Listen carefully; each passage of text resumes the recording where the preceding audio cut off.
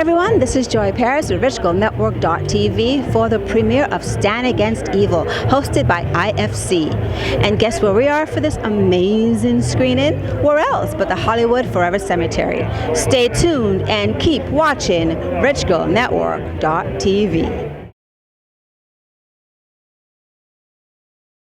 Well, I'll tell you what, when I lived in San Francisco, which I did for many years, I walked everywhere, right? That's it. And you don't think about the fact that you're exercising every day. So I think I was just like strutting around San Francisco like, listen, I'm in great shape. I mean, I don't know, I guess I don't need to exercise. Well, I was exercising. When I moved to LA, suddenly you're spending all your time in the car and you're like, what's happening here? So I started getting into a lot of kind of all the things that LA has to offer. You know, I learned how to play tennis, and I got real into hiking, and I bought a bike and kind of returned to my mountain biking youth. And so there's all this stuff that I like doing that's physical that I don't think of as being kind of exercise. And when we got down to Atlanta, I realized very quickly how important that had been, that I was like, oh, I have endurance, I have stamina, thank God, because I don't have a job that normally demands that of me. So I lucked out on that one.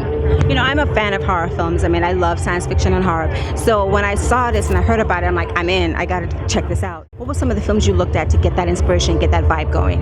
Well, to tell you the truth, I don't know that there was something specific when I got it that I then thought, oh boy, I better kind of buckle down. I think, like you, I love sci-fi, I love horror, I'm also a big action fan, and all of that stuff like gets back into your head in a sort of a library way. And I think, especially if there's movies you love that you watched over and over again. So I think that stuff kind of bubbles to the surface when you don't even know what's happening, and then you sort of go, and I think that was true for Dana in the writing process. He started to go like, oh, this character's kind of like this guy from Jaws, and this gal's kind of like Indiana Jones. And so Dana did tell me pretty early on during the shoot, he was like, you're kind of our Indiana Jones, you're kind of our Harrison Ford. And so that I think I did internalize, and because Evie has that same dry approach to what happens to her, that's this kind of like, you know, you see her jaw tighten and she just gets in there and maybe makes a wisecrack or two. So, and that, by the way, was such an amazing comparison that I was like, great, Harrison Ford, great, got it, done.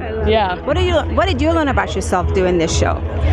I learned that I can survive incredible heat and humidity. I think I was a little nervous because I'm West Coast through and through. So whenever I get to a humid place, I feel like my lungs are filling with water. So to figure out that I could survive that was wonderful, and I have nothing but love and respect for the wonderful people of the South who live with that on a daily basis. And boy, I think I figured out that I'm still afraid of monsters, even fake ones, which I kind of love, right? Because that makes me feel like a little kid still, that I'm not so kind of jaded by everything that I am, that I'm like, here we go. Here's this giant puppet demon thing that I have to fight. It's like, no, I'm actually kind of freaked out right now. Before I let you leave, describe the show, 3 words. Horror movie sitcom.